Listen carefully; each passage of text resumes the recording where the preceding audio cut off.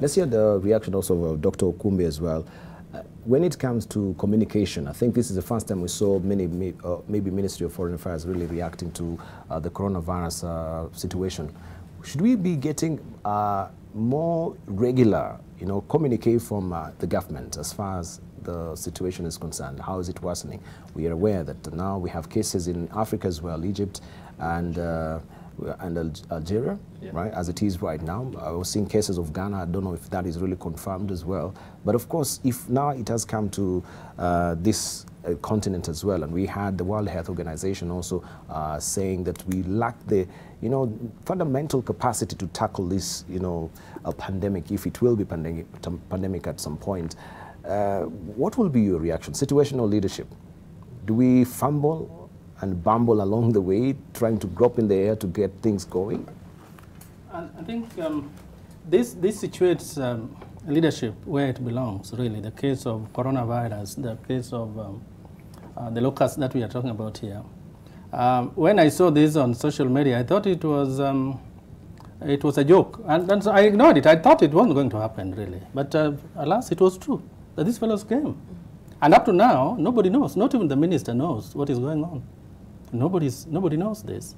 By the time we're allowing them to come, we should have communicated effectively. We should have known exactly what kind of people are coming in. The communication has been very bad. Up to now, Kenyans don't know whether they are in contact with people who are infected. And who are the self-quarantined people? And how do we quarantine them? We don't know them. We are all over the place, and we have no idea what. And I was hoping also Dr. Dominic Mwenje will have given us, a broader understanding on what self-quarantining is. Yes, that's what it because Kenyans are struggling to understand what this is. And what is happening around coronavirus goes to show how communication is a critical issue. Yes. And as a leader, we must be careful of what you say, when to say it, and how you say it. Because I know Kenyans now are worried. What do they do? They go to work or quarantine themselves? Probably nobody's going to work today because people may decide to quarantine themselves. They don't know whom they are going to come into contact with out there. So the communication is very critical. And knowledge. I know probably if, Dr. you don't have people who have been quarantined in your store, then nobody has been quarantined. So we are all unsafe, including yourself. And even right here, I have no idea who is suffering here. And that goes to show why communication is very important. And the decisions we make. Remember, I said earlier that decisions made by leaders could be more lethal than the most lethal of weapons. I gave the example of Hiroshima, where only 300,000 died. But in the entire war, we lost 85 million people in the Second World War. And by a mistake, which was made by a reckless leader. It goes to show that leadership is very critical, and it could be a lethal weapon if we don't use it effectively, in the manner in which we apply it, in the manner in which we communicate information. That's critical. Right. Critical, and we will focus on that as well, how decision can affect an entire nation. And also the power of your vote also can affect the entire nation. But let me come back to you, Simon. You can tell us more about crisis communication. Because I think as a country, when it comes to crisis, we are really, really wanting when it comes to the communication bit of it, right? A good example will be what really happened 4 years ago in Somalia with our soldiers as well. Many of the affected families who had soldiers in Somalia did not hear from the government for at least 2 months, right? Even up to date, we do not know what is the current state of play as far as the captured soldiers are concerned in Somalia. Right, and that just tapered off along the way. We've never been told the real situation that really happened in El Ade, but we expected more updates. We expected government to be at least updating us what is happening as far as security is concerned. Now that we have also coronavirus with us, we still yearning and we're still craving to hear from a good communication from the government. Crisis communication, just elaborate on it. That's a good question. I think one of the competences of a good leader is the ability to communicate to the people and create understanding. The goal of communication is to create understanding. But before I even jump into it, let me say just 2 days ago, I traveled from the US to here and came through Europe. And I think I was just looking around to see the intensity of screening in the different countries. And then I got to Nairobi, and Maybe I missed something at the airport 2 days ago, but there wasn't, no one really asked me whether I've been to China in the last few weeks. I was just told Karibu back home, which I appreciated. But I thought there should have been more screening. I know we were checked about our temperature, and I don't know how effective that is. I'm not in the medical field. But there wasn't much questioning, and that compared to what I went through, some of the things I saw happen in other nations, in the US and in Europe, where I came through. So I think a lot is wanting in terms of how we handle this. But back to communication. I think what makes people safe and feel like there's leadership and that they know where we are going is when they communicate. And I know as a leader there are balances to make in terms of security versus what people should know, but that cannot be an excuse to leave people in the dark.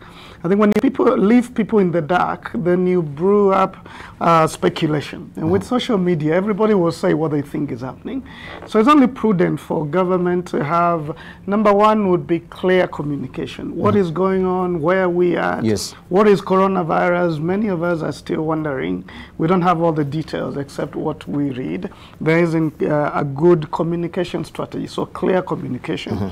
Number two is timely communication.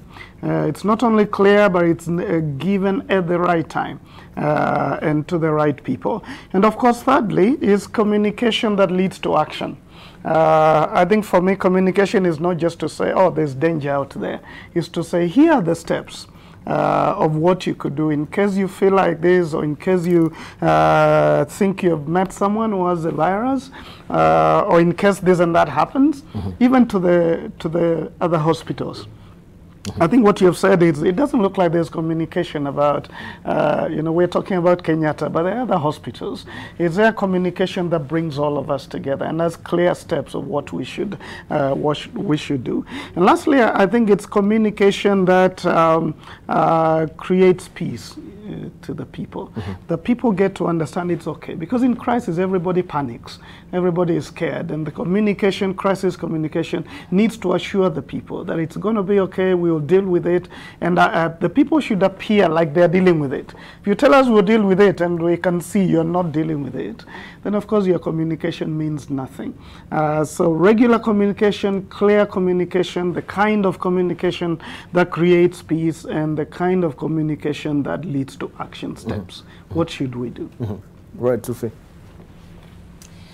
Yeah, I mean, I was just thinking about how porous our borders are generally, and how time and time again, at least I've seen polio vaccine so many times that I keep thinking, really, we have a problem.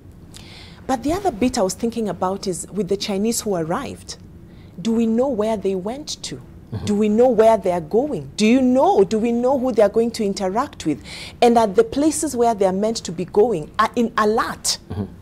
You know, because that would be part of the communication or the strategy, if you like, in bringing or restoring some sense of calmness and knowing that the situation is under control. But on the other hand, is also to say that I think it does us as a nation a disservice when we do something like this, because then our pride as a people is dampened.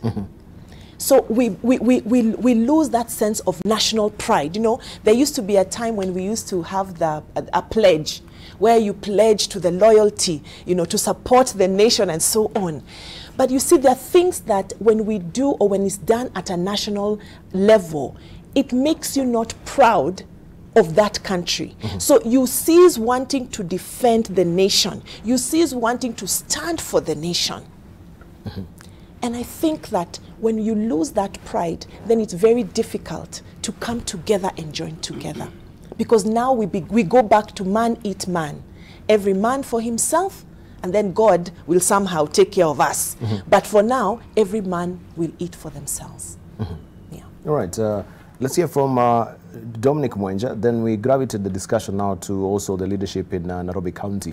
It would be remiss of us not to really mention also the crisis of leadership that we have, that now it has to, some of the key pivotal functions have to, you know, revert to the national government, quoting Article 157 of the Constitution.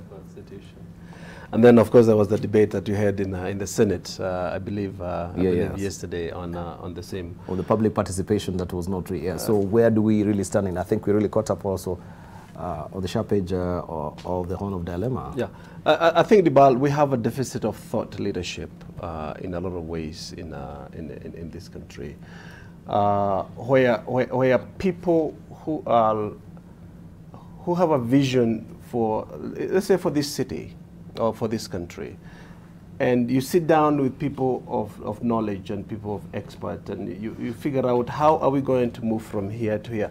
My good friend Marshall Goldsmith, one of his books is called What Got You Here Won't Get You There.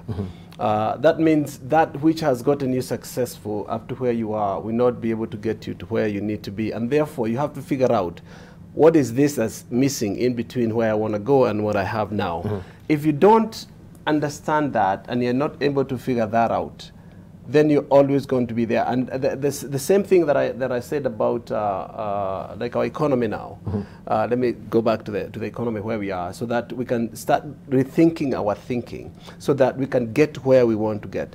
This is a great city, and Nairobi is one of the greatest cities on the African continent. And naively, we had this hope when I was a freshman at the university here about almost 30-some years ago, that really the development for Africa would come from these four cities in the world. The first city would be Johannesburg, and they would be driving that coming this way. The next city would be Nairobi and driving towards DRC. The next city would be Cairo in Egypt. Then it would be from Lagos or Abuja coming this way. Now, when those 3-4 pillars of Africa started failing, or they're failing, then the African continent stalls. Because that's what we are hoping to be able to do. And therefore, the importance of this city is not only for this country alone. It is for the entire region of East and Central Africa, because a lot of the creative ideas that you have seen going through Rwanda and other countries have actually come from this country. If you go to Botswana, some of the guys who are driving farming, they came from this city. If you go to Rwanda, most of the policies that are in Rwanda today, they were developed for people from this country and this city. And therefore, we have such potential. The question is, how do we harvest from that potential for the greatness of this country? And if the leadership is faulting in Nairobi, I can tell you for sure, the whole country is going to also limp. And we are limping. And I remember the other discussion we had here about a month ago, that you sleep in the bed that you make. If we elect leaders who are not visionary, leaders who don't have the discipline, leaders with all those qualities that we just talked about, then we sleep in that bed that we're actually making. So we have to figure out as individuals, and as we go into the next cycle of elections, who are we really entrusting this country to, and where are they going to take us as a country? Unless we self-re-examine ourselves as a country, and those of us in leadership to help our people, because our people need to be led. I deal with thousands of young people every single year at my college. And these young people, and I know Dr. here deals also with a lot of young people. I deal with a lot of young people at the hospital as well. Our people need leadership. And when there's a vacuum in leadership, the country stalls. And tomorrow's generation of leaders is expecting us to give them direction. If we don't give them direction today, then we are doomed for tomorrow. So it's absolutely key that we start to pay attention to the kind of leaders we have, both in our corporate and also in political leadership. Yeah.